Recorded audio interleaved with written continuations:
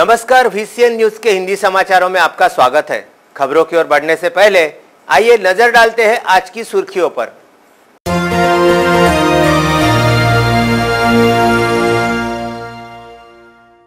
नवाते चौक स्थित मल्टीप्लेक्स का विवादित मामला गूंजा विधान भवन में। शिक्षण विधायक श्रीकांत देशपांडे एवं शिवसेना महानगर प्रमुख सुनील खराटे ने उठाया मुद्दा।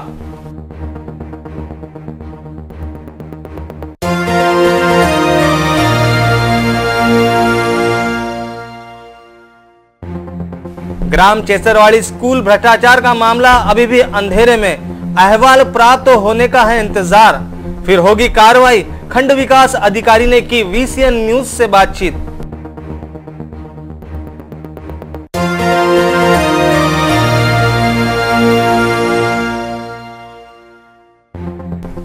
शेखापुर तांडा में सिलेंडर का हुआ ब्लास्ट में परिवार का घर हुआ जलकर खाक।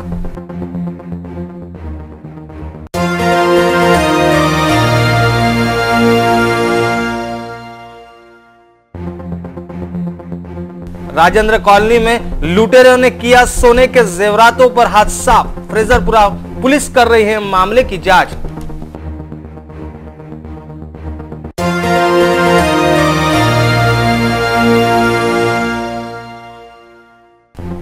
BMS में दाखिला देने के नाम पर हुई लाखों की धोखाधड़ी। वारदात मंगलधाम कॉलोनी की।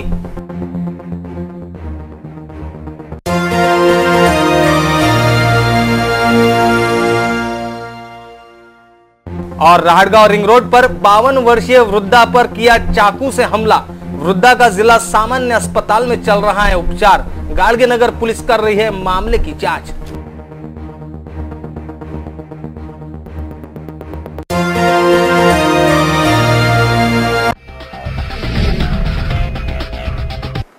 तो ये थी आज की सुर्खियां। खबरें अब विस्तार से। अमरावती बडनेरा रोड नवाथे चौक स्थित मल्टीप्लेक्स निर्माण में अनियमितता हुई। विधान परिषद सदन में शून्य अवकाश दरमियान शिक्षक विधायक श्रीकांत देशपांडे ने सबका ध्यान अपनी ओर खींचा। अमरावती शहर के बहुचर्चित तथा विवादित नवाथे मल्टीप्लेक्स आर्थिक अधिवेशन के आखिरी दिन विधिमंडल में गूंजा। शिक्षण विधायक श्रीकांत देशपांडे इन्होंने विधान परिषद नियम 101 के अनुसार नवाथे मल्टीप्लेक्स मामले में शून्य अवकाश में सबका ध्यान खींचा और दोषी निगमायुक्त पर कार्रवाई करने की मांग की। इस मामले में राज्य सरकार द्वारा राज्य मंत्री रंजीत पाटिल इन्होंने इन सब सवालों का जवाब देते हुए इस मामले में पूरी जांच करने के आदेश देते हुए 15 दिनों में विशेष बैठक ली जाएंगी, ऐसा उन्होंने सभागृह में कहा। नवाथे नगर चौक पर 0.8466 हेक्टर आर जमीन पर मल्टीप्लेक्स तथा कमर्शियल कॉम्प्लेक्स निर्माण कार्य करने का निर्णय BOT तत्व पर लेकर मनपा ने नागपुर के श्रीराम बिल्डकॉम इस कंपनी को ठेका दिया था, लेकिन विविध समस्याओं के चलते साल 2005 से नवाथे मल्टीप्लेक्स मामला प्रलंबित रहकर यह मामला न्याय प्रविष्ट हुआ था। शिवसेना जिला प्रमुख सुनील खराटे इन्होंने अनियमितता हुए इस मामले में दखल लेकर सच को सामने लाने का प्रयास किया है। आइए देखते क्या कहते हैं शिवसेना के जिला प्रमुख सुनील खराटे। नवाथे मल्टीप्लेक्स प्रकरणी मी साधारणतः 1 वर्षापासून त्या प्रकरणाचा फॉलोअप घेतो आहे। नवाथे मल्टीप्लेक्समध्ये किंवा महानगरपालिकेत अनेक ठिकाणी मला बऱ्यापैकी गोंधळ झालेला दिसला होता। त्या अनुषंगाने मी एक महानगरपालिकेतील सर्वसामान्य नागरिकांचा जो पैसा त्यामध्ये टॅक्सच्या स्वरूपाने वसूल केला जातो, ते पैसे सर्व चांगल्या कामात विकास कामात लागले गेले पाहिजे, त्याचा कुठेही दुरुपयोग झाला नाही पाहिजे, हा त्यामागचा हेतू होता। आणि नवाथे मल्टीप्लेक्स प्रकरणात अशाच पद्धतीचं मला आढळलं। अनेक ठिकाणी त्या ठिकाणी अनियमितता झालेली दिसली आणि त्याचा मी पाठपुरावा केला। मी इथे विभागीय आयुक्तांना तक्रार केली, त्यांनी चौकशी नेमली आणि चौकशीचा अहवाल सुद्धा आला। त्यानंतर मी मुख्यमंत्री साहेबांना सुद्धा त्याची तक्रार केली। मुख्यमंत्र्यांनी सुद्धा त्याची दखल घेत डिपार्टमेंटला पत्र पाठवलं, त्यांनी सुद्धा त्याची चौकशी करण्याचे निर्देश दिले आणि असं करत त्याची चौकशी झाली आणि चौकशी झाल्यानंतर त्या अहवालात अनियमितता झाली हे सुद्धा स्पष्ट झालेलं आहे। तरी सुद्धा नगर विकास कार्यालय मुंबई यांनी अजूनपर्यंत कुठलीही कारवाई केली नाही आणि त्यांना मी याची विचारणा केली असता त्यांनी 2 रिमाइंडर यांना दिले, यांचा खुलासा त्यांनी मागवलेला आहे। पण तो खुलासा द्यायसाठी एवढा वेळ झालेला, त्यासाठी मी त्यांना बोललो तर त्यांनी सांगितलं की आम्ही 2 रिमाइंडर दिले. मग त्या ठिकाणी मला कुठंतरी असं वाटलं की त्यांना ते फेवर केल्यासारखं दिसत आहे. म्हणून आम्ही आदरणीय आमदार श्री श्रीकांतजी देशपांडे ते आमच्या शिवसेनेचेच आहे, त्यांच्या माध्यमातून मी लक्षवेधी लावली आणि श्रीकांत भाऊंनी सुद्धा अतिशय चांगला प्रतिसाद दिला. त्यांनी त्या प्रकरणात सखोल जाऊन चौकशी केली. इस मामले को गंभीरता से लेते हुए शिक्षण विधायक श्रीकांत देशपांडे इन्होंने अर्थसंकल्पीय अधिवेशन के आखिरी दिन नवाथे मल्टीप्लेक्स मामले में विधिमंडल में शून्य अवकाश दरमियान सबका ध्यान अपनी ओर खींचा और इस विषय को लेकर चर्चा की. नवाथे मल्टीप्लेक्स मामले में तत्कालीन आयुक्त तथा मौजूदा आयुक्त एवं उनके अधीनस्थ अधिकारी इन्होंने साथ मिलकर अनियमितता की है तथा मनपा सभागृह व स्थायी समिति की दिशा भूल की है. काम का गलत अहवाल भेजना, ठराव के मुताबिक कार्रवाई न करना, जांच शुरू रहते हुए भी ठराव पारित करना, ऐसा पराक्रम विद्यमान आयुक्त इन्होंने किया है. इस मामले की संपूर्ण जांच करे वो दोषी अधिकारियों पर कार्रवाई करें, ऐसी मांग सभागृह में की गई. आइए देखते हैं इस मामले में क्या कहते हैं शिक्षण विधायक श्रीकांत देशपांडे. अमरावती महानगरपालिकेत जो सावळा गोंधळ सुरू आहे त्याच्या संबंधात विधिमंडळात मी लक्षवेधीची लावली, मुद्दा उपस्थित केला. महत्त्वाचा मुद्दा पहिला असा आहे की अमरावती महानगरपालिकेने कुत्र्यांची नसबंदी केली. जेव्हा की एका दिवसात 15 ते 20 कुत्र्यांची नसबंदी करण्या इतकं मनुष्यबळ आणि यंत्रणा त्यांच्याकडे आहे, पण 75 ते 80 कुत्र्यांची नसबंदी केल्याचं दाखवलं गेलं. त्यानंतर कचऱ्याचा प्रश्न. अमरावतीचा सर्व कचरा हा मार्च 17पर्यंत नेण्याचं महिन्याचं देयक हे 25 ते 30 लाखाचं आहे. त्याच्यानंतर एप्रिल 17पासून ते एकदम 75 ते 80 लाखापर्यंत पोहोचलं. मला सांगा याचा अर्थ असा की एक तर पहिले हे अमरावती व्यवस्थित साफ करत नव्हते किंवा आता हे भ्रष्टाचार करून जास्तीचे देयकं काढतायत. एकंदर खूपच सावळा गोंधळ आहे. मल्टीप्लेक्स प्रकरण आहे अमरावतीचं. त्या मल्टीप्लेक्सचा 2004 पासूनचा इतिहास आहे, तो आजपर्यंतचा.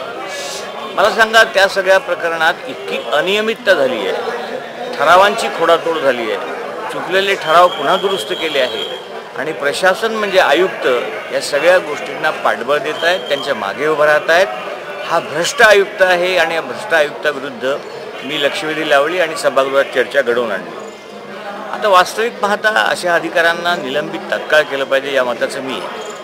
परंतु ही अशी कशी लोकशाही आहे मलाही कळलं नाही की IPS IAS आणि महत्त्वाची जी काही सुपर क्लासवर मंडळी आहे त्यांना तुम्हाला डायरेक्ट सस्पेंड करता येत नाही किंवा सरकार करत नाही. त्यामुळे किमान त्याची चौकशी लावून त्या चौकशीच्या निर्णयानंतर आयुक्तांवर कारवाई करावी अशी मी सभागृहात मांडणी केली आणि त्याला सरकारने समर्थन दिलं. सरकारने सांगितलं की आम्ही 15 दिवसाच्या आत चौकशी करून यावर कारवाई करू. दरियापुर तहसील के ग्राम चेचरवाड़ी के जिला परिषद शाला में भ्रष्टाचार हुआ ऐसा आरोप ग्रामवासी कर रहे हैं. इस संदर्भ में भातकुली खंड विकास अधिकारी को शिकायत की गई थी. अहवाल प्राप्त होते ही मामले की जांच करने की बात खंड विकास अधिकारी ने की. जिले के दरियापुर तहसील अंतर्गत आने वाले ग्राम चेचरवाड़ी की जिला परिषद स्कूल के सामानों की हुई नीलामी को लेकर ग्रामवासियों ने इस मामले में संदेह जताते हुए भ्रष्टाचार की संभावना जताई थी, जिस पर भातकुली के खंड विकास अधिकारी सागर पाटिल को शिकायत भी की गई. इस शिकायत का अहवाल खंड विकास अधिकारी सागर पाटिल के समक्ष अब तक पेश नहीं किया गया है. इस संदर्भ में सागर पाटिल ने कहा है कि अहवाल प्राप्त होते ही जांच प्रारंभ की जाएंगी. चेचरवाडीबद्दलची शाळा ठारासाबद्दल जी तक्रार होती त्याची चौकशी आपण गट शिक्षण अधिकारी यांच्याकडे दिली आहे आणि त्यांचा अहवाल एक 7 दिवसात सबमिट होईल, त्यानंतर आम्ही पुढची कारवाई करू. राहटगांव रिंग रोड पर एक आरोपी ने एक 52 वर्षीय वृद्धा पर चाकू से हमला किया. इस हमले में वृद्धा बुरी तरह घायल हुई. वृद्धा को इलाज हेतु जिला सामान्य अस्पताल में दाखिल कराया गया. मामले की जांच गाड़गेनगर पुलिस कर रही है. आए दिन शहर में हमलों की वारदातों में इजाफा होते नजर आ रहा है. राहटगांव रिंग रोड पर आरोपी ने चाकू से हमला कर एक वृद्धा की हत्या करने का प्रयास करने का मामला सामने आया है. 52 वर्षीय वृद्धा पर आरोपी बाबूराव लकड़े ने चाकू से हमला कर उसे बुरी तरह घायल कर मौके से भाग गया. इस घटना से परिसर में खलबली मची हुई है. 52 वर्षीय वृद्धा को इलाज हेतु जिला सामान्य अस्पताल में भर्ती कराया गया है, जहां उसका इलाज चल रहा है। गाड़गेनगर पुलिस मामले की जांच कर रही है। नांदेड़ जिले के माहौर तहसील के पास शेकापुर तांडा में सिलेंडर फटने से एक परिवार का पूरा घर जलकर खाक हुआ। माहौर शिवसेना शाखा की ओर से इस परिवार की काफी मदद की गई। आए दिन तापमान बढ़ता ही जा रहा है। इस गर्मी से कहीं आगजनी तो कहीं सिलेंडर फटने की घटनाएं घटित हो रही है। माहौर के पास शेकापुर तांडा में शाम के समय एक परिवार के घर में सिलेंडर फटा। यह सिलेंडर फटने से इस परिवार का पूरा घर जलकर खाक हुआ। खान पान की वस्तुएं तथा कपड़े एवं पूरा सामान भी जलकर खाक हुआ।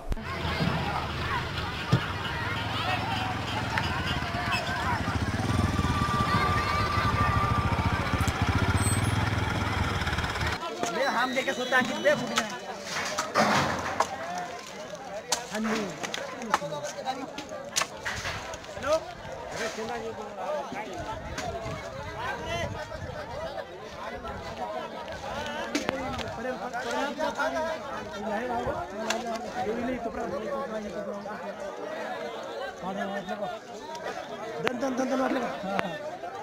अब पानी तर लाव रे ती बाहेर लावून हवाची आज पकडलं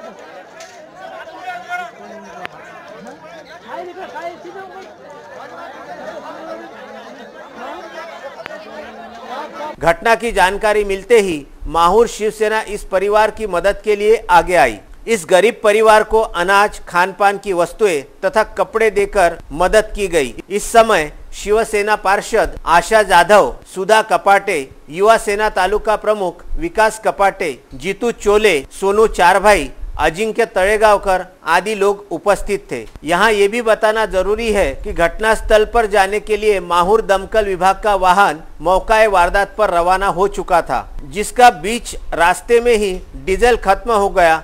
गाडी आली गावापाशी पण ती विजवायची का? डिझेल नाही म्हणून तिथं थांबली। इकडे आगनी चालू, आम्ही ते गाडी समोर गाडीलाच पाहू आता येते गाडी तिथं थांबली। गाडी सोडून येता आली काऊन थांबली गाडी तिकडे? डिझेल नाही त्याच्या। ड्रायव्हर म्हणला का तसा? हो ना, काय म्हणे? डिझेल नाही म्हणे। ते गाव होतं त्याच्याकडे। हो का? हां, गाडी त्यांना डिझेल द्यायला लागत होता। गाडी डिझेल नाही म्हणून येऊ शकत नाही। हां, तिथे घाटातच थांबली का गाडी? येता आपल्या स्टँड गावापाशीच। बरं, टाक्यापाशी जागे दाखवतो तुम्हाला। ते गाडी आली टाक्यापाशी येऊन थांबली। ड्रायव्हर येता आला, त्यानं की आम्हाला काय सांगितलं बा डिझेल संपलं बा म्हणे। गाडी आली असती ते नुकसान झालं नसतं। गाडी आली असती तर हे नुकसान झालं नसतं तेवढं। काय तर गाडी येऊ शकत नाही म्हणजे डिझेल संपलं। तुमच्या लेवलला आणि शासनाला ते तर आता केले ना आपण ते केले की नाही, आम्ही भेटणारच आहोत। पण पहिले आपली योजनेमध्ये यांना दोन पत्र लावून होते घरात, हे कचरा बाहेर काढते, एखादा उधार लावायला जुळायला शिकू लागणार आहे। व्यवस्था काहीतरी करावं लागेल त्याला। पहिले आपल्याला करावं लागणार आहे, मग नंतर शासनाची करोड रुपये नंतर। तुला माहित आहे ना, ती मोटर पळून जाते तेव्हा पोलीसची गाडी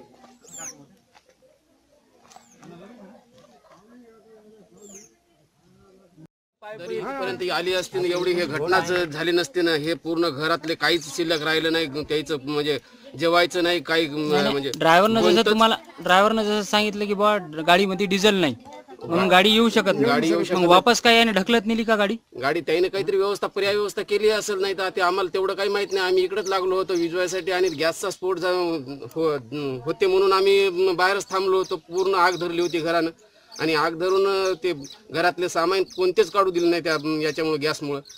आणि कपडे लत्ते काय जे हात कागदपत्र त्याचे घरातले पूर्ण काहीच निघले नाही।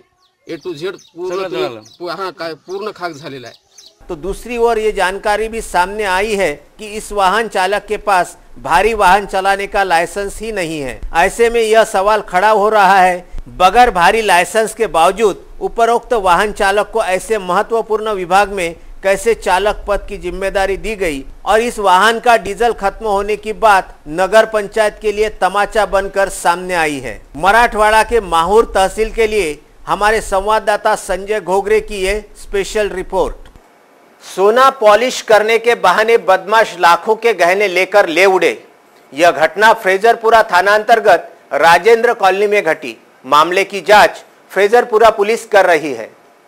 चैन स्नेचिंग, घरफोड़ी की वारदातें क्या कम हो रही थी, जो अब शहर में अज्ञात शातिर बदमाशों द्वारा जेवरात पॉलिश करने के बहाने एक वृद्ध दंपति को लाखों की चपत लगाई गई। शहर में एक बार फिर 2 अज्ञात शातिर बदमाशों ने जेवरात चमकाने के बहाने 2,50,000 कीमत के 70 ग्राम वजनी स्वर्णाभूषणों पर हाथ साफ करने की घटना ने सनसनी मचा दी है। मिली जानकारी के अनुसार फ्रेजरपुरा थाना क्षेत्र के राजेंद्र कॉलोनी निवासी पंजाबराव भाऊराव देशमुख, जो पशु संवर्धन विभाग से सेवानिवृत्त हो चुके हैं, शुक्रवार को अपने घर में पत्नी के साथ टीवी देख रहे थे। इस दौरान उनके घर 2 अज्ञात युवक पहुंचे और स्वयं को किसी उज्ज्वला कंपनी के कर्मचारी के रूप में परिचय देते हुए पीतल तथा तांबे के बर्तनों को पॉलिश करने की बात कही। इन अज्ञात बदमाशों के बातों में आकर पंजाबराव देशमुख की पत्नी शोभा ने घर में रखे कुछ तांबे तथा पीतल के बर्तन इन बदमाशों को लाकर सौंप दिए। बर्तनों को बेहतर तरीके से पॉलिश करने के बाद देशमुख परिवार की ओर से इन दोनों युवकों को पूछा गया कि क्या वे सोने के जेवरात पर भी पॉलिश करते हैं, और यही मौके की तलाश में दोनों बदमाश थे, जिन्होंने तत्काल उनकी हाँ में हाँ मिलाते हुए स्वर्णाभूषण में भी पॉलिश करने की बात कही। तो शोभा देशमुख ने घर में रखे 70 ग्राम सोने की चूड़ियां इन बदमाशों को सौंपी। शातिर दिमाग इन दोनों ठगबाजों ने शोभा को गर्म पानी व हल्दी लाने की बात कही।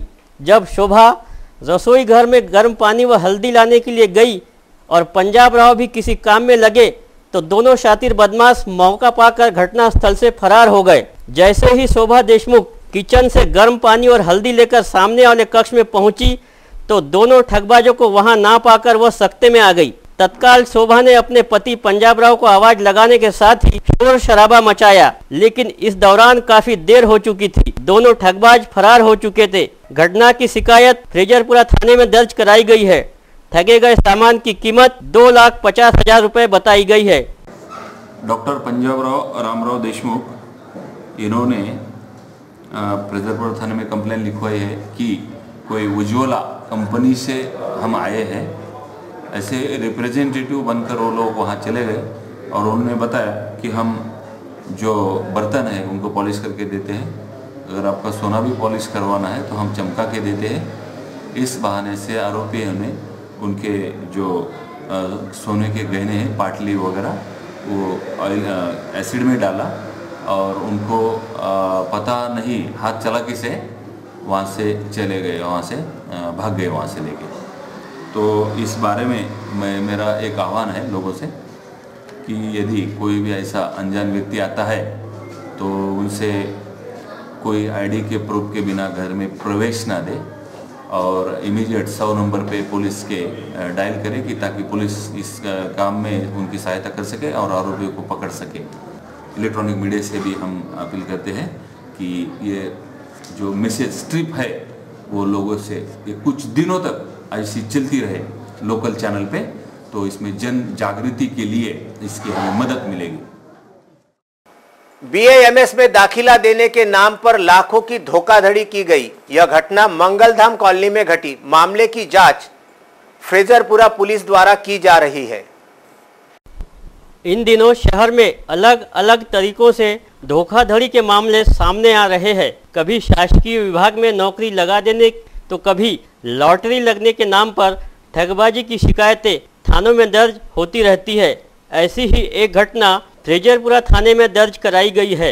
इस घटना में पीड़िता को एक मेडिकल कॉलेज में दाखिला दिलाने के नाम पर 2,31,000 रुपए से ठगा गया है। मिली जानकारी के अनुसार MIDC क्षेत्र के मायानगर निवासी कल्याणी सिंधु प्रसाद साहू यह शिकायतकर्ता का नाम है। इस युवती की सहेली मंगलधाम कॉलोनी निवासी है, जिसके माता पिता का नाम है माधुरी दिनेश गुबरे। कल्याणी का अपनी सहेली के घर मायानगर अक्सर आना जाना लगा रहने की वजह से कल्याणी की सहेली के माता पिता ने कल्याणी को झांसा देते हुए विश्वास दिलाया था कि यदि उसे डॉक्टर बनना है तो उनके परिचय के माध्यम से उसे अकोला स्थित उमरी के विदर्भ आयुर्वेदिक महाविद्यालय की शाखा में BAMS में दाखिला दिलाया जा सकता है, जिसके लिए उसे 4 लाख रुपए देने पड़ेंगे। अपनी सहेली के माता पिता के झांसे में आकर कल्याणी ने यह विषय अपने परिजनों से कहा और डॉक्टर बनने की इच्छा जताई। बिटिया के डॉक्टर बनने के सपनों को पंख लगाते हुए उसके माता पिता ने भी बिना किसी खोज खबर के गुबरे परिवार को 4 लाख रुपए देने का मन बना लिया। तय कार्यक्रम के अनुसार आरोपी गुबरे परिवार द्वारा बताए गए एक राष्ट्रीयकृत बैंक की शाखा में 29 मई 2017 से 1 अगस्त 2017 की अवधि में कुल 2,31,000 रुपए की रकम बैंक में जमा करा दी गई, जिसके बाद से लगातार अपनी बेटी के BMS दाखिले हेतु गुबरे परिवार के घर साहू परिवार चक्कर काटने लगा। लेकिन गुबरे परिवार की ओर से कल्याणी को BMS में दाखिला नहीं मिला। आखिरकार साहू परिवार द्वारा अपने आप को ठगे जाने का एहसास होने पर बीते गुरुवार की देर शाम फ्रेजरपुरा थाने में गुबरे परिवार के खिलाफ धोखाधड़ी का मामला दर्ज कराया गया है। पुलिस स्टेशन फ्रेजरपुरा में कल्याणी सिंधु प्रसाद साहू इन्होंने रिपोर्ट लिखवाई है कि अकोला उमरी में जो आयुर्वेदिक महाविद्यालय है BAMS का, वहाँ के लिए उनके एडमिशन दिलवाने के लिए माधुरी दिनेश गुबरे और दिनेश गुबरे इन्होंने उनको 4 लाख डोनेशन भरवाने के लिए बोला था। तो उनके पास उन्होंने 2,31,000 रुपये उनके अकाउंट में जमा किया है, लेकिन उनका नंबर नहीं लगा उसमें BAMS में, और वो पैसे मांगने लगे हैं।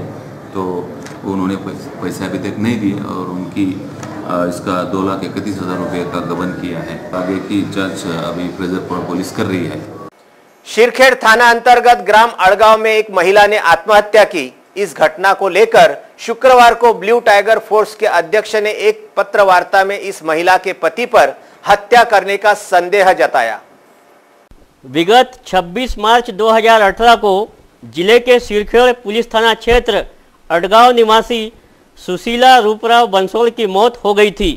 इस घटना को लेकर शुक्रवार को ब्लू टाइगर फोर्स के अध्यक्ष एडवोकेट सुधीर ताड़े द्वारा ली गई पत्रकार परिषद में संदेह जताते हुए कहा गया है कि सुशीला द्वारा अपने पति रूपराव बंसोड़ की ओर से की जाने वाली शारीरिक व मानसिक प्रताड़नाओं से त्रस्त होकर सुशीला बंसोड़ ने आत्महत्या की हो, या फिर उसके पति रूपराव द्वारा भी सुशीला की हत्या किए जाने से इनकार नहीं किया जा सकता है। रवींद्र महादेवराव बागडे, मी राहणार वणी मेलगाला इथला असून मृतक महिला सुशीला रूपरावजी बनसोड ही माझी बहीण होती। मी तिचा रिपोर्ट द्यायला शिरखेड पोलीस स्टेशनमध्ये गेलो असता तिथल्या पोलीस अधिकाऱ्यांनी माझा रिपोर्ट टाळाटाळ करून मला आज करू उद्या करू अशी भूमिका दाखवून मला तिथून घालवण्याचा प्रयत्न केला, तरी मला न्याय मिळाला नसून त्यावर कठोर कारवाई करण्यात यावी अशी माझी मीडियाला विनंती आहे। खबरों में अब वक्त हो चला एक छोटे से ब्रेक का। कहीं मत जाइए, देखते रहिएगा VCN न्यूज।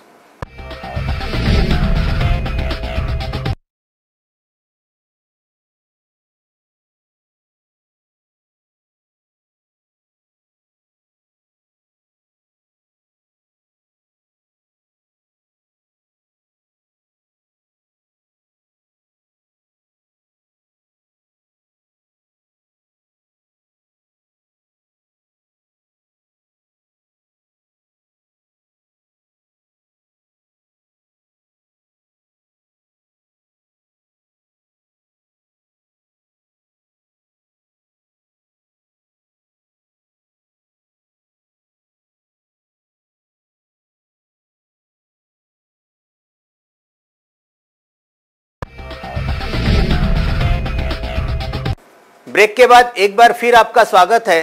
देखते हैं कुछ और खबरें विस्तार से। अपराध शाखा पुलिस की टीम ने 2 अलग अलग कार्रवाइयों में एक फरार आरोपी तो दूसरा चोरी का संदेहास्पद आरोपी गिरफ्तार किया है।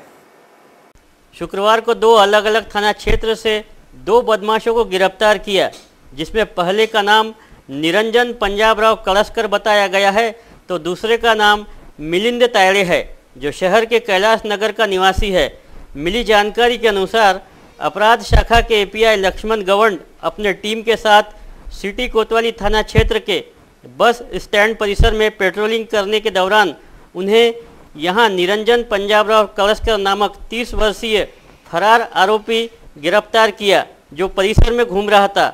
बताया गया है कि निरंजन कलस्कर पर दफ़ा 380 तथा 457 के तहत मामला दर्ज है। इसी तरह अपराध शाखा की टीम फ्रेजरपुरा थाना क्षेत्र के चैतन्य कॉलोनी स्थित चैतन्य कॉलोनी में पेट्रोलिंग कर रही थी तो उन्हें चोरी के उद्देश्य से घूम रहे मिलिंद तायड़े से पूछताछ करने पर उसके द्वारा समाधानकारक जवाब नहीं मिलने पर उसे गिरफ्तार किया गया है।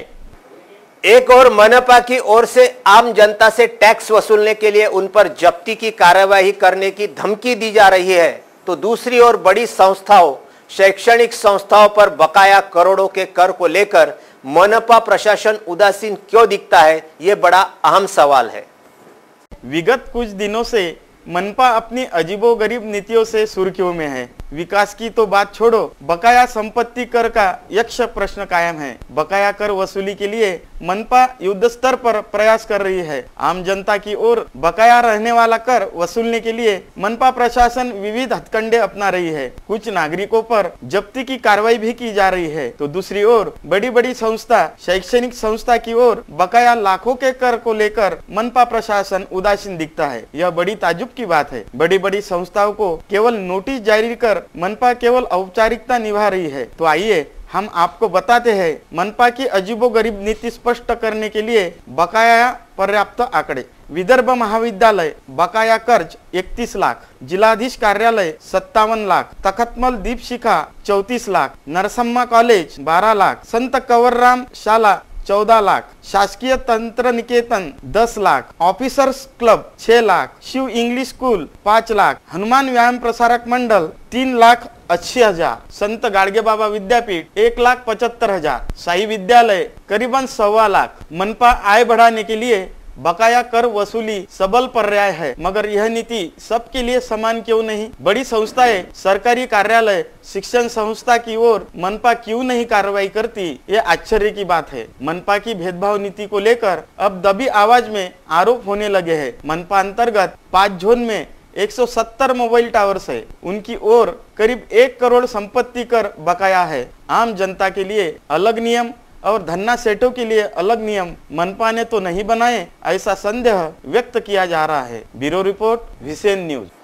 मालवीय चौक पर स्थित जाजोदिया पेट्रोल पंप पर 100 रुपए में सिर्फ 450 मिलीलीटर पेट्रोल देने की घटना सामने आई।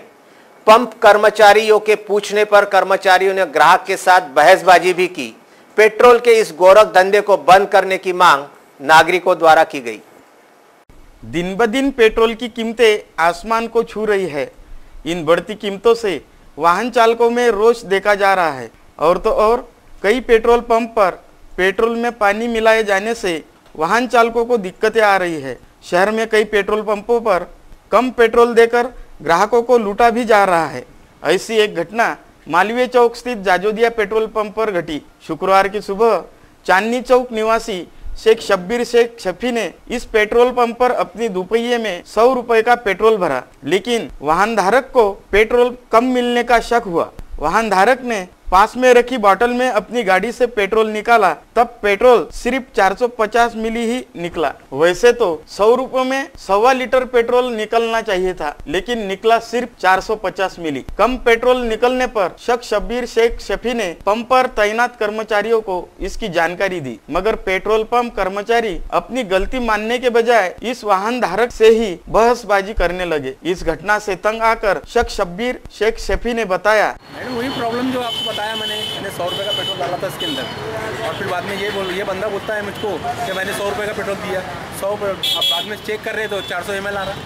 अब 400 ml आ रहा उसके अंदर, मेरी गाड़ी के अंदर 200-300 ml तो होगा। चलो 100 ml भी गया तो क्या 100 रुपये का आप 300 ml दे रहे कि मेरे को पेट्रोल? अब चेक करे, बाद में मालक बोलता है कि भैया हो गई होंगी गलती। इसकी वजह से ये मेरी गलती नहीं है, मेरे पास में उनकी पूरी रिकॉर्डिंग है उनकी। वो बोलता है कि मशीन का फॉल्ट है, मेरा फॉल्ट नहीं है। पूरे पैसे देकर भी कम पेट्रोल मापने वाले पेट्रोल पंपों पर कार्रवाई करने की मांग वाहन धारकों ने की है। शहर के प्रतिष्ठित रिफॉर्म्स क्लब में शराब घोटाला उजागर हुआ। क्लब के उपाध्यक्ष ने सचिव पर घोटाले का गंभीर आरोप कर अपने पद से इस्तीफा दिया। शहर के बेहद समृद्ध व्यक्तियों के समावेशी वाले स्थानीय कैंप स्थित रिफॉर्म्स क्लब में इन दिनों सब कुछ ठीक ठाक नहीं चल रहा है और शहर के धनवान के इस क्लब में शराब को लेकर हुए घोटाले को लेकर क्लब के सचिव विजय मोहता पर बेहद गंभीर आरोप लगाते हुए क्लब के उपाध्यक्ष एडवोकेट सुनील देशमुख ने अपने पद व कार्यकारिणी सदस्यता से इस्तीफा दे दिया है। शहर में बेहद प्रतिष्ठा हासिल रखने वाले इस क्लब के भीतर चल रही तानातानी की खबर बेहद विश्वसनीय सूत्रों के जरिए पता चली है। इस संदर्भ में मिली जानकारी के मुताबिक साल 2017-18 के लिए रिफॉर्म्स क्लब में उपाध्यक्ष निर्वाचित एडवोकेट सुनील देशमुख ने रिफॉर्म्स क्लब के अध्यक्ष डीटी इंगोले के नाम जारी पत्र में कहा है कि वे इससे पहले 2 बार रिफॉर्म्स क्लब के कार्यकारिणी सदस्य एवं 2016-17 में सचिव के तौर पर काम कर चुके हैं, जिसके बाद वर्ष 2017-19 हेतु सभी सदस्यों ने उन पर भरोसा जताते हुए उन्हें उपाध्यक्ष पद पर निर्वाचित घोषित किया था। किंतु जारी वर्ष में उन्होंने पाया कि रिफॉर्म क्लब के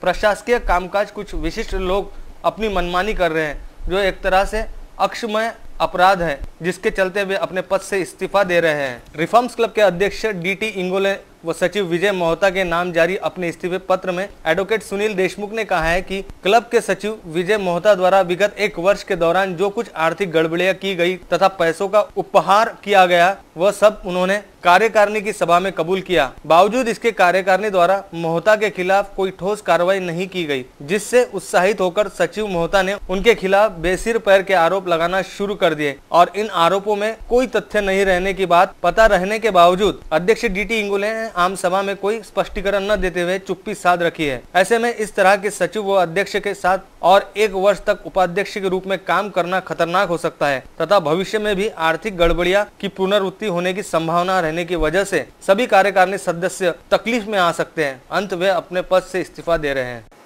यातायात पुलिस विभाग द्वारा विशेष अभियान शुरू किया गया। पिछले 3 माह में यातायात पुलिस द्वारा 6,930 वाहन चालकों पर कार्यवाही कर भारी मात्रा में जुर्माना वसूला गया। शहर में लगातार चेन स्नेचिंग की घटनाएं बढ़ रही है। इसे गंभीरता से लेते हुए पुलिस आयुक्त दत्तात्रेय मंडलिक के निर्देश पर यातायात पुलिस विभाग द्वारा विशेष अभियान प्रारंभ किया गया है, जिसके तहत जगह जगह नाकाबंदी कर कार्रवाई की जा रही है। यातायात पुलिस विभाग द्वारा विगत 1 जनवरी से 31 मार्च तक इन 3 माह में 6,930 वाहन चालकों के खिलाफ कार्रवाई की गई और यातायात विभाग द्वारा 15,53,250 रुपये का जुर्माना वसूला गया, जिसमें फैंसी नंबर प्लेट लगाकर वाहन चलाने वाले, स्टंटबाजी करने वाले, बिना लाइसेंस तथा बगैर दस्तावेज के वाहन चलाने वालों के खिलाफ बड़ी कार्रवाई की गई है। रक्तदान की जन जागृति करने हेतु एमडीएस फेलिसिस अमरावती के कर्मचारियों ने मदन साखरे के जन्मदिवस के उपलक्ष्य में 6 अप्रैल को रक्तदान किया। 40 कर्मचारियों ने इस रक्तदान समारोह में रक्तदान किया। मानवता की सेवा ही जीवन का सर्वोत्तम कार्य है। इस पंक्ति की गरिमा को निभाते हुए और रक्तदान श्रेष्ठ दान की जन जागृति करने के मुख्य उद्देश्य से एमडीएस फैसिलिस अमरावती के कर्मचारियों ने मदन साखरे के जन्मदिवस के उपलक्ष्य में 6 अप्रैल को स्थानीय गुलशन टावर जयस्तंभ चौक में रक्तदान कर सामाजिक दायित्व निभाने का परिचय दिया। 40 कर्मचारियों ने इस रक्तदान शिविर में रक्तदान किया। यह रक्तदान सरकारी रक्त पेढ़ी में जमा किया जाएगा। रक्तदान शिविर में जिला सामान्य अस्पताल के डॉक्टरों की टीम ने अथक परिश्रम लिए। आजच्या या दिवशी रक्तदान शिबिराचं जे आयोजन केलेलं आहे ते म्हणजे एमडीएस फॅसिलिटी अमरावती, कंत्राटी मनुष्यबळ एकमेव संस्था आणि आज माझा वाढदिवस हा अभिनव उपक्रम राबवण्याचा पार्श्वभूमी म्हणजे आज रक्तदानाची जी जनजागृती व्हायला पाहिजे। रक्तदान हे प्रत्येकाने केलं पाहिजे आणि त्याची किंमत जेव्हा कळते जेव्हा आपल्याला रक्त लागते। 1-1 भटकावं लागतं रक्तासाठी, 10 जणांना फोन करावा लागतो, तेव्हा कुठं आपल्याला त्या रक्ताची किंमत कळते। हे ज्याला कळली तोच रक्तदान करू शकतो आणि त्याविषयी प्रचंड जनजागृती होणं फार गरजेचं आहे। प्रत्येकाच्या मनात अशी भीती आहे की रक्तदान केल्यानं काय होतं, पण रक्तदान हे इतकं पवित्र कार्य आहे। हे प्रत्येकानं आपापल्या वाढदिवसाच्या दिवशी मी आजच्या अनुषंगाने हे सांगू इच्छितो की प्रत्येकानं आपल्या जन्मदिवशी वाढदिवसाच्या दिवशी किमान कॅम्प ठेवता नाही आला तरी चालेल, पण स्वतः तरी आपण रक्तदान केलं पाहिजे, हीच माझी एक अपेक्षा आहे। बडनेरा के जय हिंद चौक से जयस्तंभ रोड को शहीद भगत सिंह का नाम देने की मांग बडनेरा विश्व हिंदू परिषद बजरंग दल ने की। इस संदर्भ में मनपा आयुक्त को एक ज्ञापन सौंपा गया। ईस्ट इंडिया कंपनी के जरिए अंग्रेज भारत में आधे करीबन 125 साल अंग्रेजों ने भारत पर राज किया। भारतवासियों पर अत्याचार करने लगे। भारत में चारों ओर आतंक ही आतंक छा गया। तब कुछ युवकों ने भारत को अंग्रेज मुक्त करने का बीड़ा उठाया। उनमें भगत सिंह, सुखदेव, राजगुरु आदि युवकों ने क्रांति की पहल शुरू कर भारत के आजादी के लिए अपना बलिदान दिया। भारत की आजादी में भगत सिंह का बलिदान अतुलनीय है, जिससे कतई भुलाया नहीं जा सकता। ऐसे शहीद का बडनेरा के जय हिंद चौक से जयस्तंभ रोड को नाम देने की मांग विश्व हिंदू परिषद एवं बजरंग दल ने मनपा आयुक्त को ज्ञापन सौंप कर की है। इस संदर्भ में बडनेरा प्रमुख श्रीरंग वडनेरकर ने अपनी प्रतिक्रिया व्यक्त की। आज आम्ही इथे महानगरपालिकेत निवेदन द्यायला आलो आहे की जो जय हिंद चौकापासून तर जयस्तंभ चौकापर्यंत या रोडचं जे नामकरण आहे ते शहीद भगतसिंग चौक हे देण्यात यावं। हे आमचं सर्व बडनेरावासी आणि समस्त हिंदू बांधव यांच्याकडून आपल्या आयुक्तांना निवेदन आहे। ज्ञापन सौंपते समय बडनेरा के प्रखंड संयोजक करण सोलंके, सिंधी पंचायत बडनेरा के जितेंद्र नोतानी, जयंता भगत, गुरदयाल, शिवम भिंडा आदि उपस्थित थे। अमरावती शहर संतों की नगरी माना जाता है। यहाँ कई धार्मिक उत्सव आयोजित किए जाते हैं और तो और साल के 365 दिन कहीं न कहीं भागवत कथा का आयोजन होते रहता है। स्थानीय जलापुर कॉलोनी में रविवार 1 अप्रैल से 7 अप्रैल तक श्री साईं बाबा मंदिर में भव्य श्रीमद् भागवत कथा का आयोजन किया गया है। इस कथा के कथावाचक सचिन देव महाराज भक्तों को कृष्ण कथा से मंत्रमुग्ध कर रहे हैं। रोज 4 से 7 बजे तक चलने वाले श्रीमद् भागवत कथा का रसपान सैकड़ों भाविक ले रहे हैं।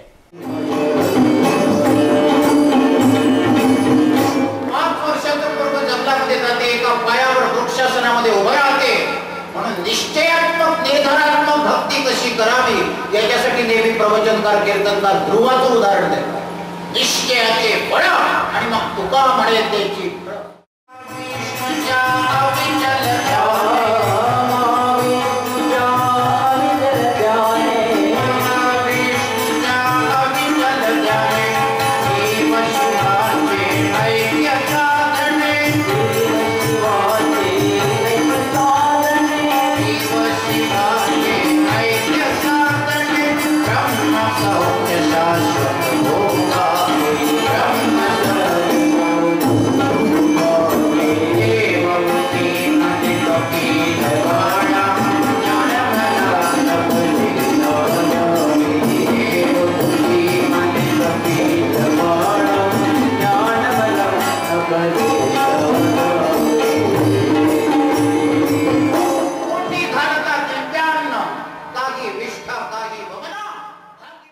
कथा श्रवण हेतु ज़्यादा से ज़्यादा भाविकों के पधारने का आवाहन आयोजन समिति ने किया है।